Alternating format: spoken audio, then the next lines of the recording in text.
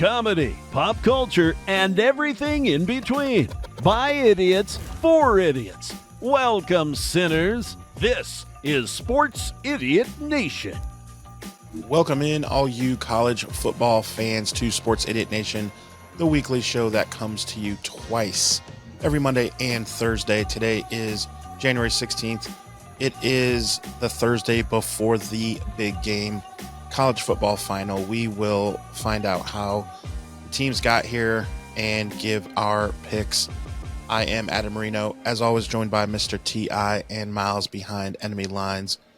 So, college football, definitely, as we put a bow on this year, I want to go through Notre Dame's season and Ohio State season, and we'll kind of figure out why, first of all, Ohio State is over a touchdown, supposed to win 8.5 points they're getting. I don't understand that, so we'll go over that. Miles, let me ask you this. What were some of the biggest storylines for you? Like I said, we are putting a bow on the season. What were some of the biggest things that come to mind for the college football season? And we see your IU sweatshirt. Yeah, it was the year of the underdog.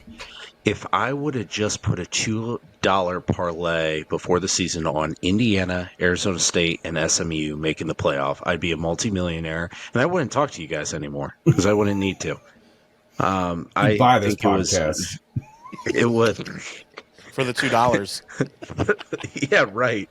Hey, get your money back.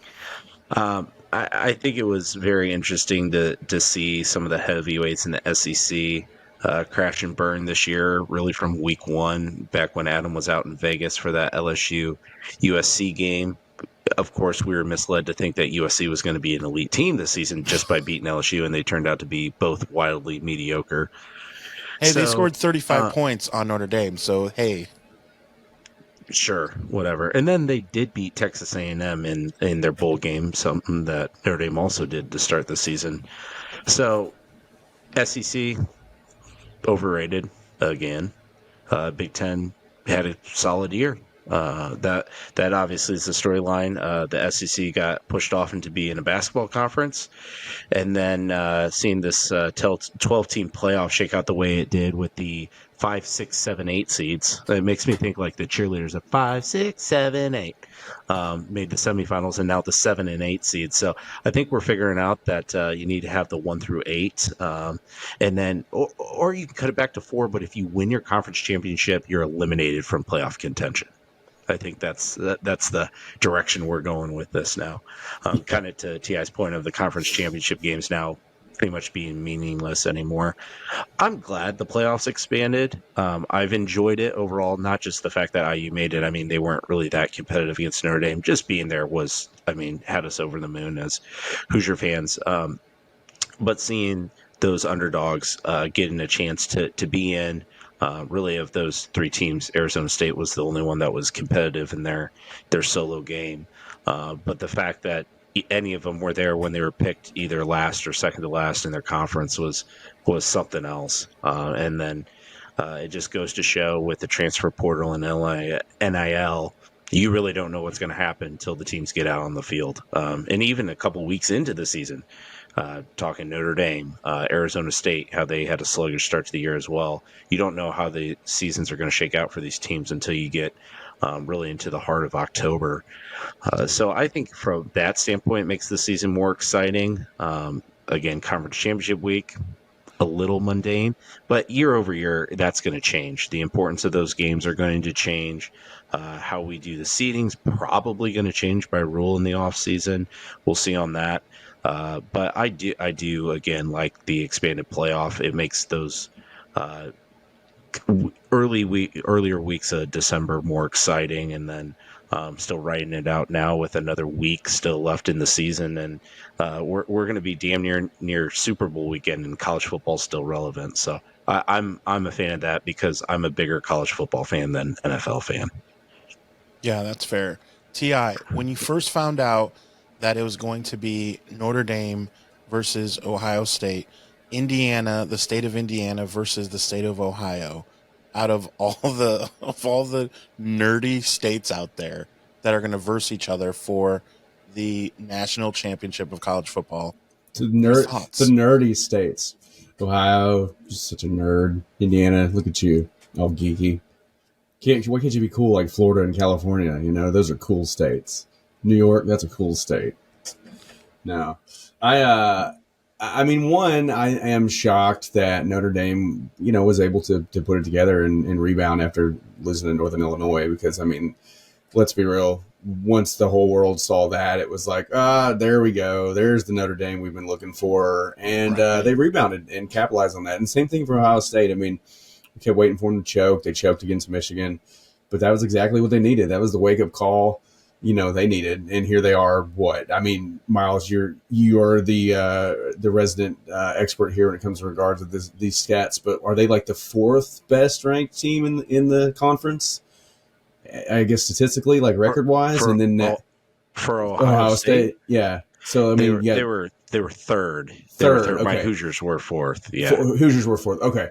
So they're third, and here they are, like they lose to Michigan. No, check that. You're actually correct because they did end up losing 2 conference games, even though they beat IU. You are correct because IU just had that 1 conference loss because they only lost 1 game. So actually, you are correct. They are fourth, but I think it's pretty obvious with handling IU the way they did and where they're at now. Yeah, I think of third, really second, really first. But no, actually, if you go back and look at the standings, shit, they were fourth. That's unbelievable. That's the thing. It's like they didn't play in their conference championship. They are the 4th ranked team, and it just once again goes to show. I mean, playoffs open the door for anybody, whether you're Ohio State or SMU or Arizona State. But their seeding among Big Ten teams in the tournament, the 12-team playoff, they were the 3rd Big Ten team because Oregon was 1, Penn State was 6, Ohio State was 8, IU was 10. So that's where my brain goes on that. But yeah, they were 4th in the standings. Yeah, so that's what's wild to me is like that. I'm all for playoffs because it basically opens the door for anybody at that point who is the computers and the rest of the committee deem worthy. But I think I've always said years before when they said there was no way they could do a playoff, I always said the same thing we were just discussing. It's like take your automatics, just go across the board, go to the top 10. Let's just take the top 10 and let's take the top 6, they get in, and you take 7, 8, 9, 10. You make them play 2 play-ins like you do in the March Madness tournament. And the winners of those 2 games face the other 2, and that rounds out the 8. And there you go. In the end, it's like, well, if you didn't finish in that top 10, then that's your problem. There's arguments for many teams, but to me, that's just simple. I am a little disappointed with, like we said, about how the conference championships are just kind of like, well, whatever. I mean, it's almost a tune-up or a warm-up for some of these teams. It's like, well, you get like a free game. It doesn't even affect you. You're still probably going to get selected into the playoff bracket. So, just whatever happens, happens. Like, don't, go out there and have fun, In the end, it was like, I mean, it used to be the SEC championship was just like, that held so much weight. And it's the about way that, as useful. It's about as useful as the basketball tournaments now. That like for the major groups, it's not the exactly. but it's like you win the SEC tournament. No one remembers that at the end of the year. That's my argument. It's like, okay, let's take the college basketball, and you're just like, okay, well, let's take what last year, for instance. It's like Tennessee, I think, was the regular season champions, the conference, but Auburn wins the SEC tournament, and it's like, who cares? Like. What is the they SEC got an automatic bid. They're in it. They're going to be in anyway. It's like, what does it really mean? And so it's like, to me now, do the conference championships go away and you just add another game on the schedule? And because a lot of these teams aren't playing each other, especially like with all these conferences that have joined all these new teams, the ACC and the SEC, and it's like they can't play each other. So do you just do away with the conference championships, add them an extra game, gives everybody a level playing field to finish in that top 10? I don't know. There's a lot of what ifs.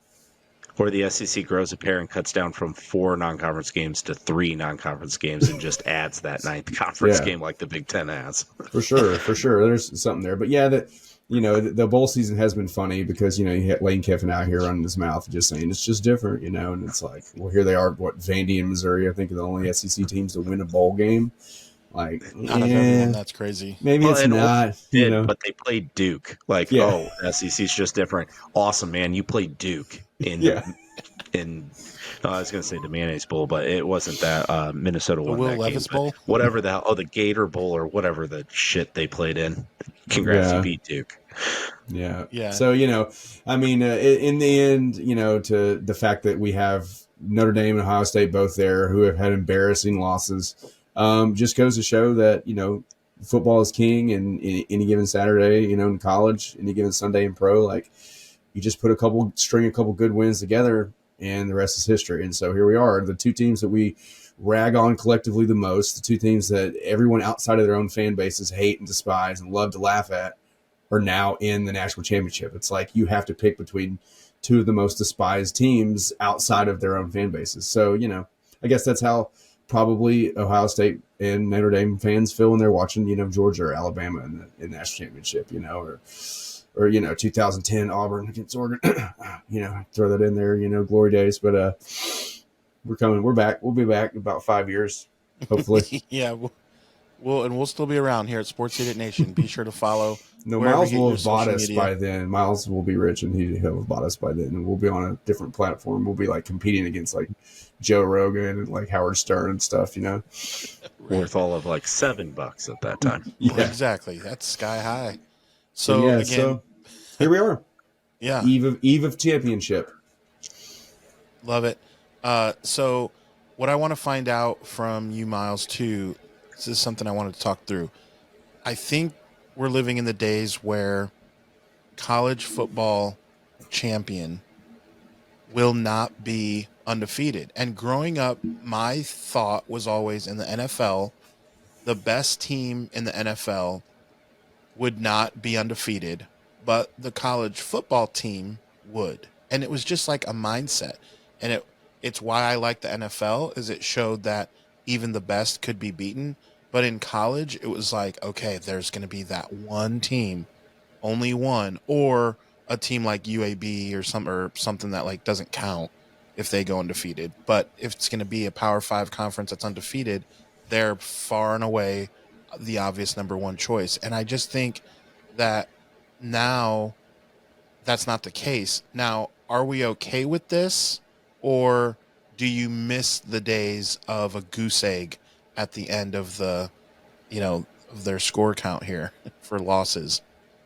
Well, not really, because your mindset of that isn't necessarily true. There are definitely teams that go undefeated and win the national title, but there have been plenty that have That's lost fair. lost a game. Now, if Ohio State wins, it'll be the first time since 2007 that a team has lost 2 games and won the national title. And obviously, that's only because we have an expanded playoff. Ohio State would have been nowhere near the 14 playoff, or let alone back in those days, the BCS championship game.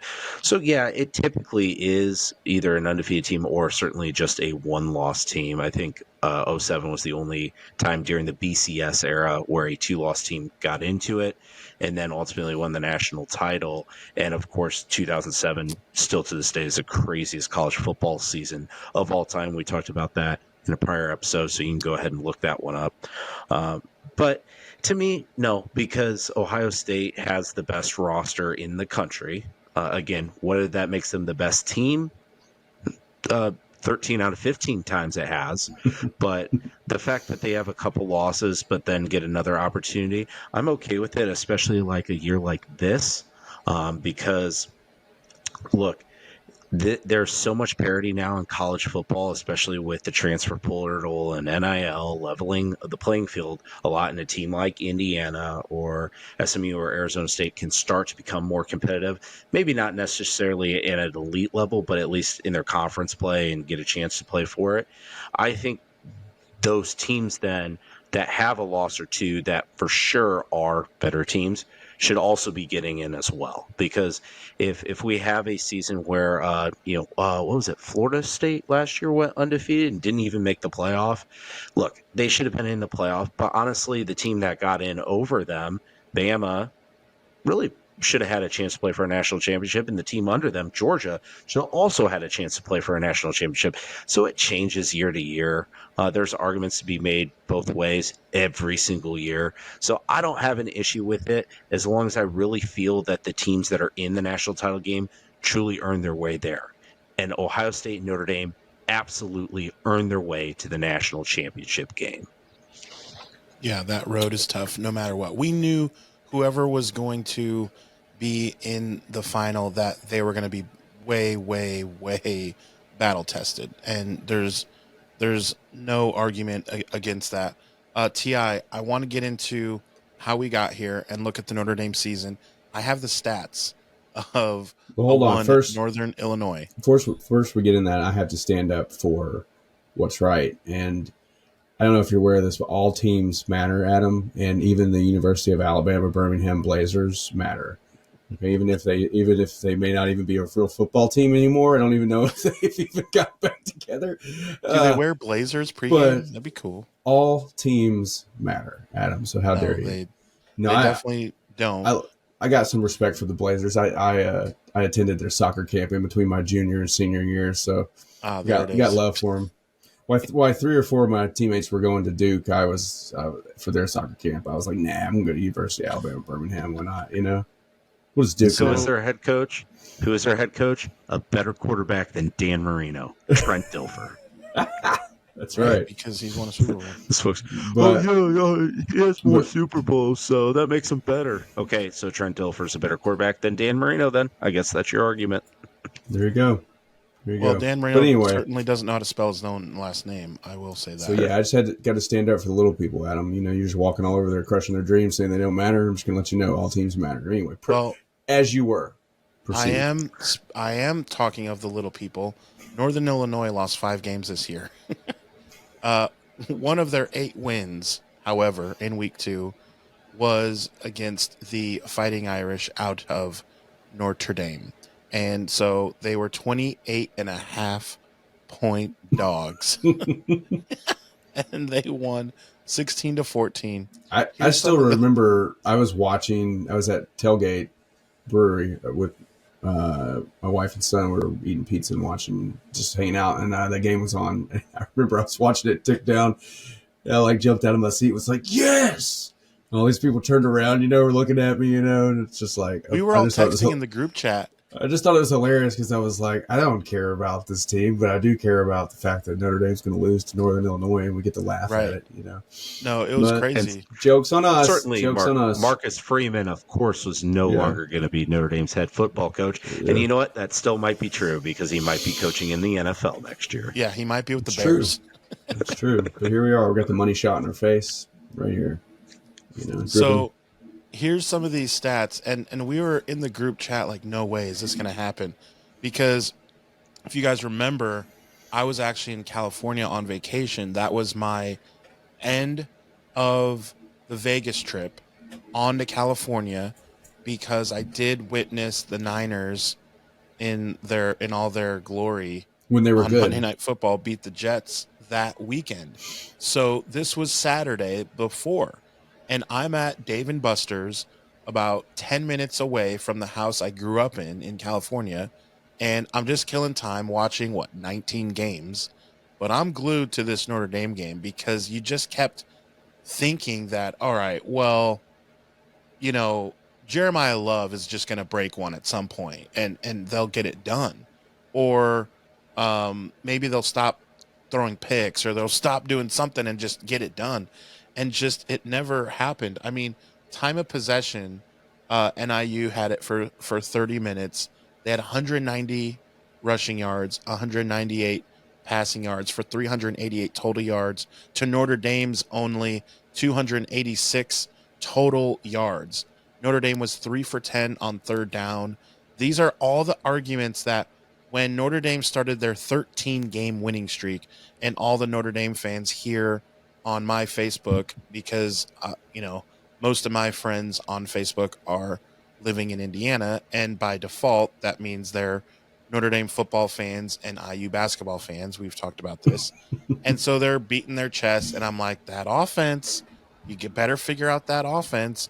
And they're like, yeah, we'll be good. And I mean, they did drop a ton of points on the teams that were, the Alabama School for the Blind. Okay, they beat them 60-7, or better known Academies. as Purdue. But I get that they score points on those teams that barely field 11 guys on defense, but I just think in crunch time and in hard games that the offense is like, I don't know if that's the offense for the national championship. They seem to do enough, but they ripped through the regular season then, other than that hiccup. But that is crazy to have. We talked about a team having some losses and things like that. To win 13 games in a row now, I think in this day and age, in 2025, I think that's a pretty big deal, actually. I know you play who's on your schedule, and normally a Florida State team or Stanford or USC, those are not games where you say, oh, those didn't matter. This year you do say that because they were just not good teams. I mean, Florida State, wasn't that game like 50-3? Something crazy 52-3. Yeah, I can't believe they let them score. Yeah, like they let Purdue score too. Like, embarrassing. But you can't fault Notre Dame for having Florida. That's a good schedule normally. They're preseason top 10, and before the season, everyone's like, Notre Dame's going to go 11-1, and they're going to lose to Florida State. Well, they went 11-1, and they lost to a better football team in Northern Illinois. Florida State. It's facts. It's science. It is. They science. won the Potato Bowl, baby.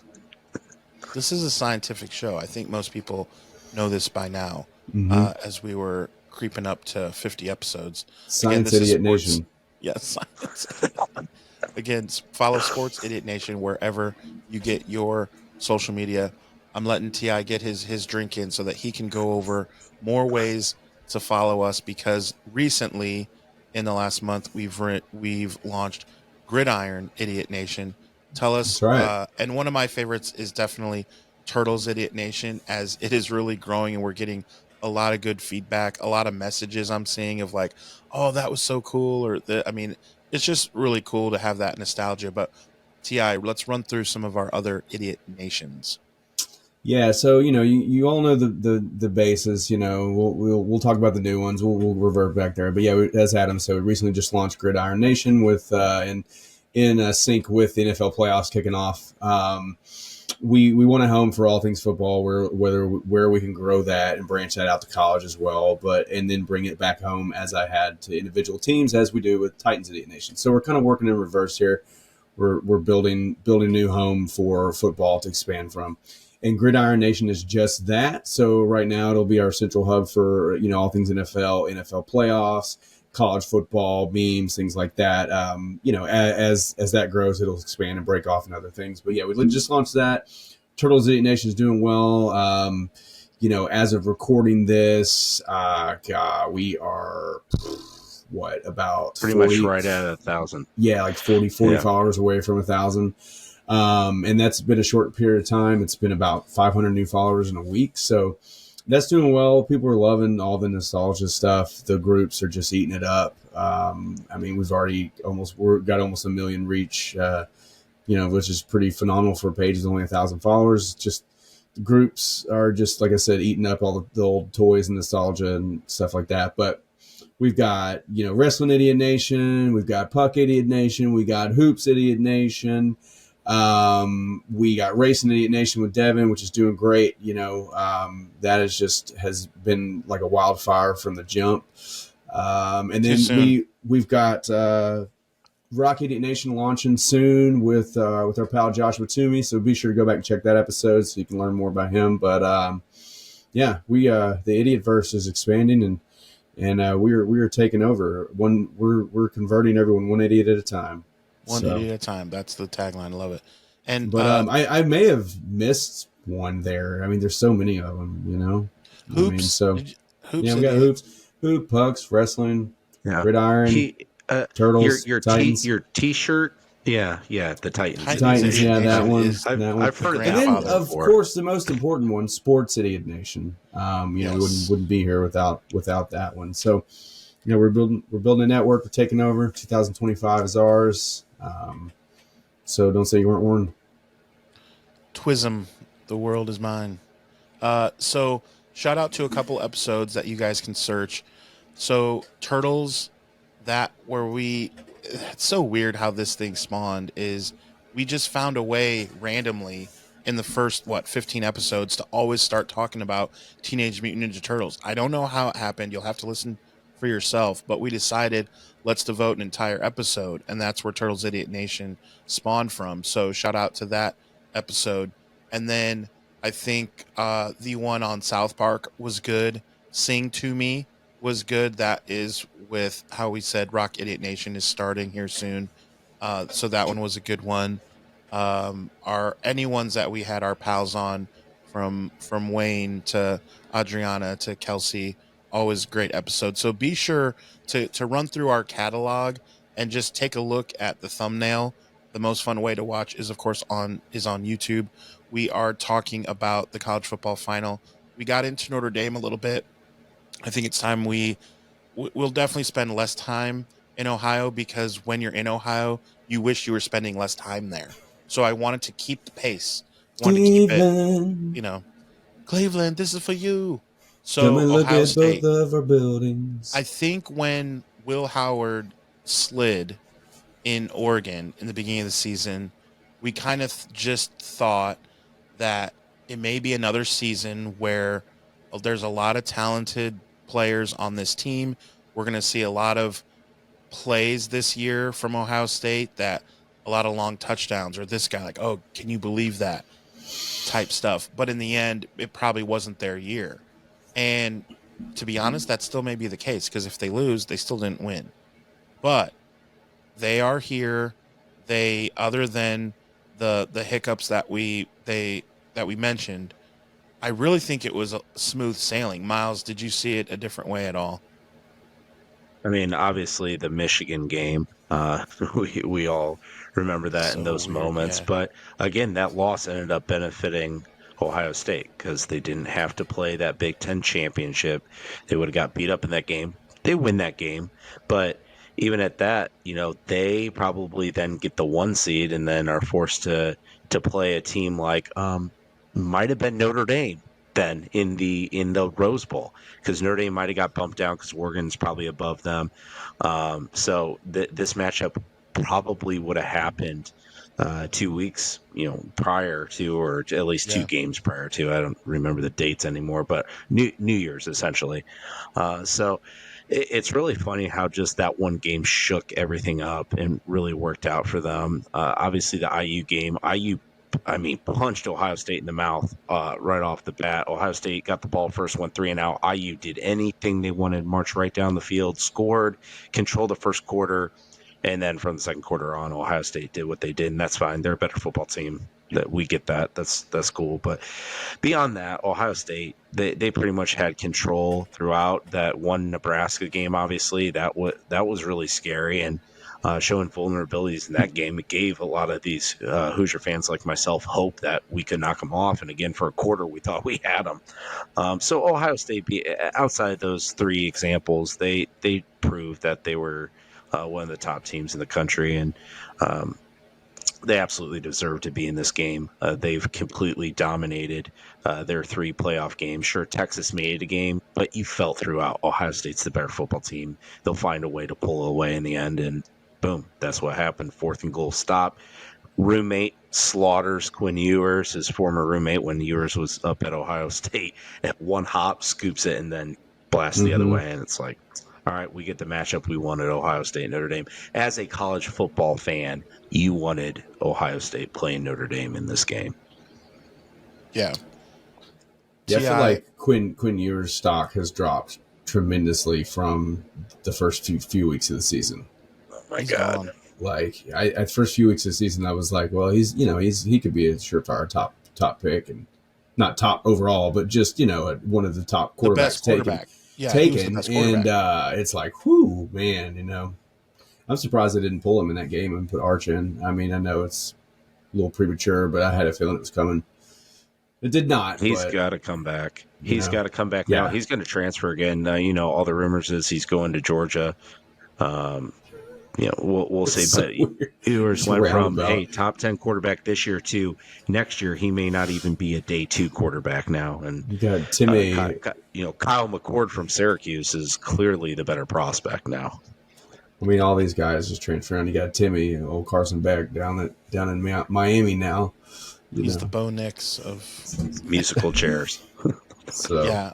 So, all right, let's get into some predictions based on what these teams do well at and what they don't do so well at. And I think controlling the line of scrimmage, Notre Dame basically is like a Big Ten team. I know it's well documented. They're not going to need to get in the conference, blah, blah, blah, especially now making all this money. I get it. But Miles, they would fit right in if they were a Big Ten team, the way that they want to run the ball and play defense. So Ohio State's it's just going to feel a lot like Penn State, don't you think?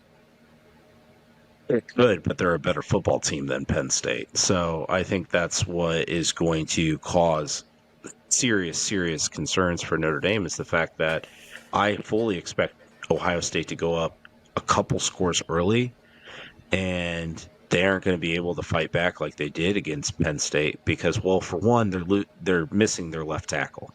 And the anchor of their offensive line, not having him protecting Riley Leonard when he will have to drop back and throw the football when Notre Dame does get behind, I think that's going to be an issue that costs them. I think Notre Dame will have some fighting in them, as they've shown throughout the year, the way that they've been resilient, whether it's after a loss or getting down in a couple of these games and finding a way to battle. So it'll be close in the end. I think it'll be a 24-17 win for Ohio State.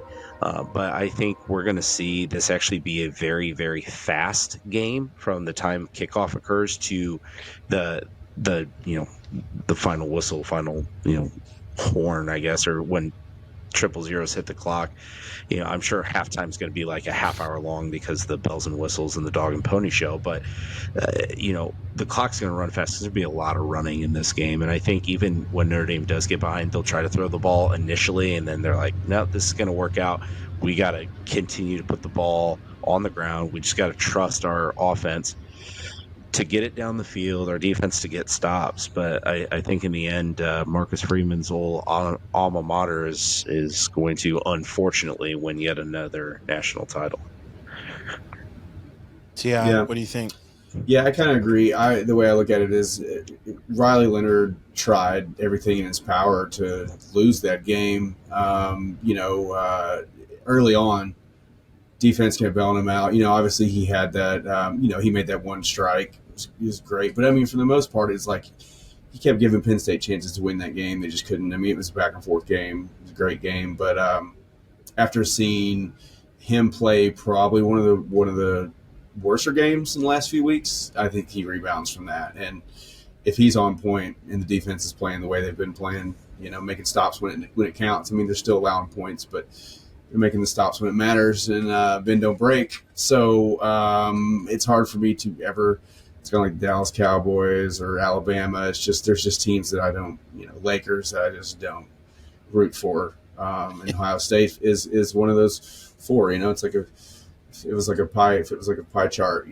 There's like four teams. Well, let's make it 5 teams. Let's go ahead and throw the Atlanta Braves in there too. Yeah, so Atlanta Braves, Ohio State, Los Angeles Lakers, Dallas Cowboys, Alabama Crimson Tide. Yeah, it's one of those teams I don't root for them. So as much as it makes me want to vomit in my mouth and then almost spit it back up and vomit again, swallow it, Notre Dame, I think, is going to win the national championship. It just blows my mind that I'm saying that they're even in it.